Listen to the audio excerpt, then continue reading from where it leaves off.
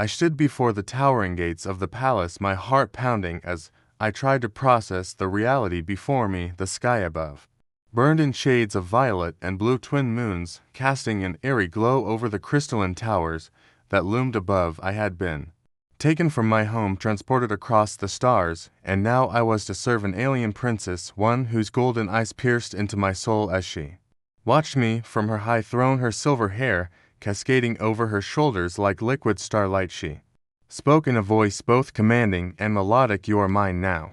The words echoed in my mind as the guards led me through marble corridors that shimmered like living glass. I could not protest, I could not resist. I had nowhere to go, no way to escape. I was nothing more than a servant to an otherworldly ruler, but the way she looked at me sent shivers through my spine. It was not cruelty nor indifference, it was something else, something I could not understand, yet I felt it in the way her gaze lingered longer than it should. Days passed in a blur of duties, polishing endless surfaces, attending to the grand feasts that filled the halls with scents unknown to me. Watching from the shadows, as the princess spoke to her advisors, her words carrying weight and authority, I was invisible to most, yet her eyes would find me in the crowd, studying me as if searching for something more. One evening, as the twin moons reached their peak, she summoned me alone to her chambers. I hesitated at the threshold, uncertain of what awaited me inside. She stood by the window, her silhouette outlined by the cosmic tapestry beyond. When she turned, her gaze softened for the first time. I expected an order. Instead, she asked my name. I told her. She whispered it, as if tasting something foreign and delicate on her tongue. "You are different," she said. I did not know what she meant, but I felt a shift, an invisible thread pulled tight between us, something silent yet powerful. She dismissed me with a lingering glance, but from that moment on the air between us had changed. The palace did not feel as cold and foreign anymore. It pulsed with a quiet energy that I could not deny.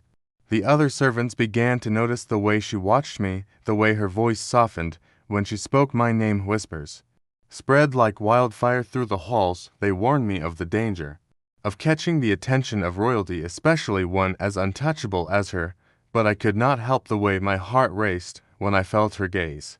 She began to find excuses to summon me, simple tasks that did not require my presence, yet she insisted. Her presence was intoxicating, her golden eyes flickering with something unsaid. I had never felt so small yet so important in someone's presence.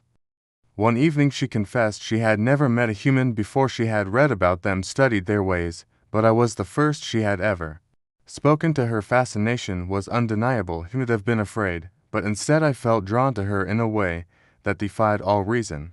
She wanted to know everything about my world, my people, my thoughts, my dreams. I told her stories of home, watching the way her eyes lit up with each word. She absorbed every detail, as if trying to understand something just out of reach. The line between servant and ruler blurred. She no longer summoned me for duties, but for company. I knew it was dangerous, yet I could not refuse. When she called my name each time, her voice felt closer, more familiar, more intimate. One night she reached for my hand, her touch sent fire through my veins. She whispered that she had always felt drawn to the unknown, that I was a mystery she could not ignore. Her fingers traced the lines of my palm as if deciphering a secret language. The whispers grew into rumors became warnings. I was told to keep my distance, yet she would not allow it. Her presence became a storm in my mind, her every glance a silent demand for something unspoken. She confessed she did not only want to understand humans, she wanted to feel what they felt too, experience what they experienced. She wanted to know me, not just as a servant, but as something more. I knew this could not last. I knew the weight of her title and the laws of her people would crush whatever fragile thing was forming between us, yet neither of us pulled away. We existed in the space between duty and desire, lost in a world that could not allow us.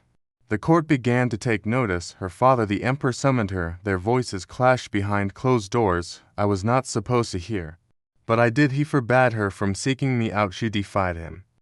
She came to me that night, urgency in her golden eyes. She did not speak, she only reached for me, holding onto me as if the universe itself would tear us apart. I held her back, knowing that it would. The choice was not ours to make. The next morning was dragged from my quarters, exiled from the palace, cast into the wilderness beyond. Her voice echoed in the halls, calling my name, but she could not stop what had been set in motion. I wandered lost among the alien landscape, knowing I could never return. Knowing I had been nothing more than a forbidden stream to a royal who had dared to reach beyond the stars, but then the sky split open, a ship descended silver, and swift its doors opened, and there she stood, defiance in her eyes. She had made her choice, and she had chosen me.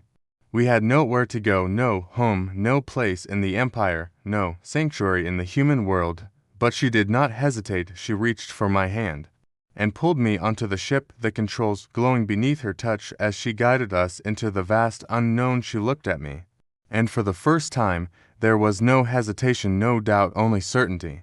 The Empire would hunt us, the stars would not offer safety, but together we were no longer just a princess and a servant. We were something beyond titles, beyond destiny. She had abandoned her crown for me, and I had given up my world for her. The future was uncertain, but as the stars stretched before us, I knew one thing: she was mine, and I was hers forever.